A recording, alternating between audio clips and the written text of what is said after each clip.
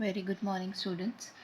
In the last chapter जो हमारा था जिसमें हमने पढ़ा था यूनिटी इन डाइवर्सिटी, ठीक है, उसके अंदर हमने बात की थी कि हम सब लोग we the people of India, हम सब अलग अलग रीजन से अलग अलग रेसेस से आते हैं, हम अलग अलग कास्ट के हैं, हमारे नेबरहुड में अलग लोग रहते हैं, हमारी फैमिली डिफरेंट है, स्कूल कम्युनिटी डिफरेंट है, मतलब रूरल एरिया डिफरेंट थे, अर्बन एरियाज डिफरेंट थे। स्टिल हम सब इस डाइवर्स सोसाइटी में रहते हुए भी अपनी अपनी ज़रूरतों को पूरा करते हैं, एक दूसरे को भी देखते हैं, ठीक है। और दूसरी चीज़ें ये है कि ऐसी सिचुएशन में कॉन्फ्लिक्ट होने के चांसेस बहुत ज़्यादा रहते हैं। ये भी हमने पढ़ा था लास्ट चैप्टर में, बिकॉज लोगों के बिलीव्स अलग अलग हैं, थॉट्स अलग अलग हैं। कुछ लोग कहते हैं हमारी समस्या ज़्यादा बड़ी है, कुछ लोग कहते हैं हमारी ज़्यादा बड़ी है, ठीक है। तो ऐसी सिचुएशन में सबसे इम्पॉर्टेंट बात ये है कि हमारा एक पॉजिटिव एटीट्यूड होना चाहिए। पॉजिटिव एटीट्यूड कैसा होना चाहिए? लिव एंड लेट लिव, जियो और जीने दो। ये आपने अक्सर सुना होगा हिंदी में भी, कि खुद भी आप अच्छे से रहो और दूसरों को भी रहने दो।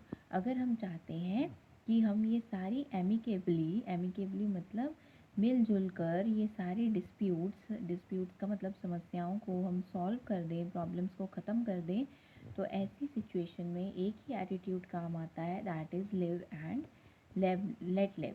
और the democratic way of life based on equality, fraternity होता है ब्रदरहुड, इक्वालिटी मतलब होता है मिलजुल कर रहना, मतलब इक्वल स्टेटस देना, एंड जस्टिस का मतलब होता है इंसाफ करना, पेव्स द वे, पेव्स मतलब एक रास्ता बना देना, and prepares the citizens to mutually resolve the disputes arising out of vested and varied interest. Vested का मतलब होता है जो किसी के अंदर बसे होते हैं, जैसे मेरा इंटरेस्ट किसी और से रिलेटेड हो, ठीक है। या वेरिड का मतलब होता है अलग अलग तरह के इंटरेस्ट होना।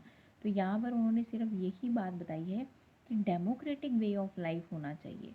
बेस्ड ऑन कौन से वे पे? डेमोक्रेटिक होता है सबके लिए इक्वालिटी के साथ चलना। तो इक्वालिटी, ब्रदरहुड मतलब फ्रेटर्निटी एंड जस्टिस, ये एक सिटीजन्स अपने मिलजुल कर रह सकते हैं। अपने डिस्प्यूट्स मतलब समस्याएं, कॉन्फ्लिक्ट्स मतलब भी ये लड़ाई झगड़े ख़त्म कर सकते हैं, ठीक है। चाहे वो गवर्नमेंट ऑफिस हो, चाहे कोई प्राइवेट कंपनी हो, हॉस्पिटल हो, या कोई एजुकेशनल इंस्टीट्यूशन हो, कहीं पर भी कॉन्फ्लिक्ट्स हो सकते हैं और उसकी वजह से कुछ मिसअंडरस्टैंडिंग हो सकती है। रिजिड स्टैंड मतलब अड़ियल बन के रहना, रिजिड मतलब जो बदला ना जा सके, एंड समटाइम्स क्लैशेस, बहुत खतरनाक उसके मुद्दे भी निकल आते हैं। उस सिचुएशन में, उस डिस्कॉर्ड की सिचुएशन में जब आपसी तालमेल नहीं बन रहा होता और लोग एक दूसरे से अलग होना चाहते हैं, तो democratic attitude of adjustment and accommodation, democratic attitude of adjustment मतलब कि हम एडजस्ट कर लें सिचुएशन के साथ, और अकोमोडेशन मतलब जैसा दूसरा पर्सन चाहता है उसके हिसाब से हम थोड़ा बदल जाएं।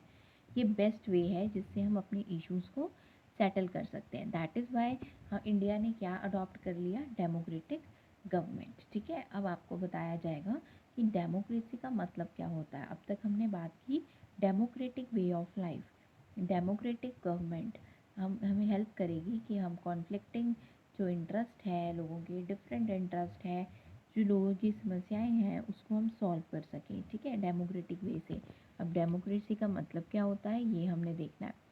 डेमोक्रेसी वो कहते हैं एक गवर्नमेंट की फॉर्म नहीं है, मतलब कि मैं बोलूँ democracy is a government, no, it is a way of life, जीवन जीने का तरीका डेमोक्रेसी है।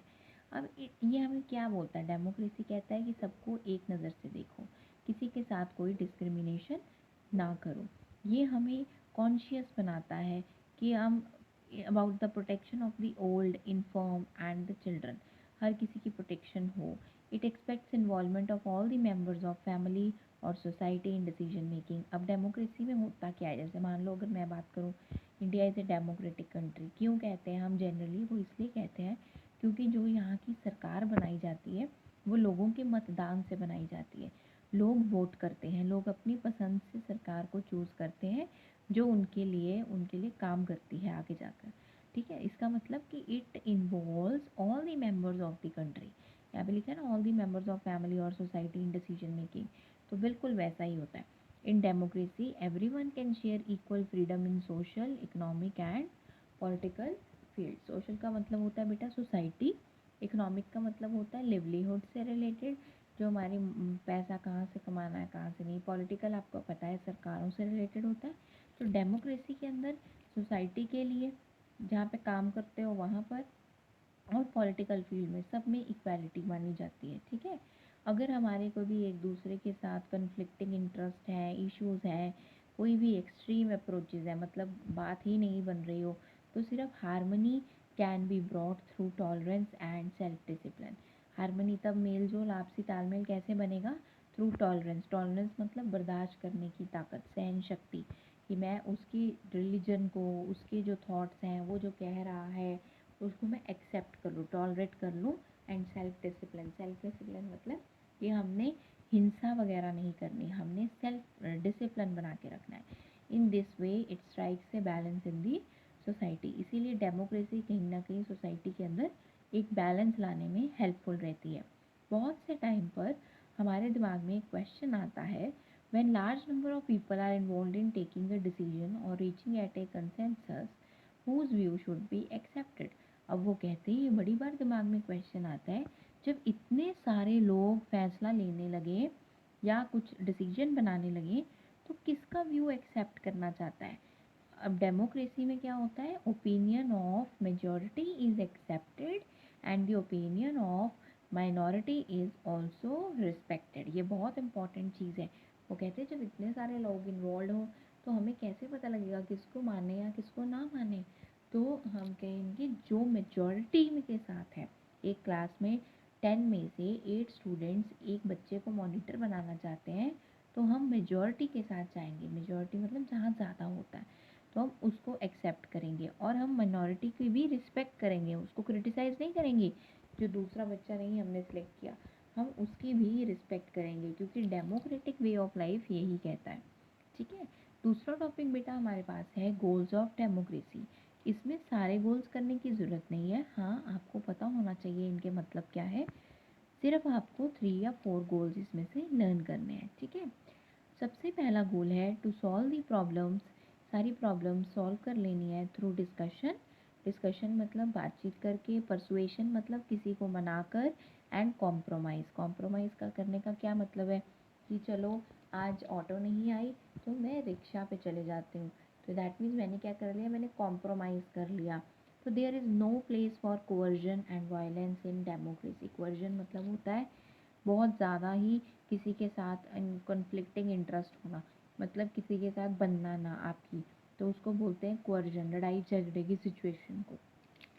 और वायलेंस होता है मारपीट। ठीक है, वो कहते हैं कि या तो सारी प्रॉब्लम सॉल्व कर लो बातचीत करके, परसुएशन किसी को बनाकर, या कॉम्प्रोमाइज़ के साथ। फिर सेकंड पॉइंट है democracy stands for gradual changes in society in the social, economic and political fields. जो सोसाइटी में चेंजेस आते रहते हैं सोशल, इकोनॉमिक या पॉलिटिकल फील्ड्स में, वो सारे के सारे ही डेमोक्रेसी कहलाते हैं। ठीक है, थर्ड पॉइंट है democracy aims at social, economic and political equality.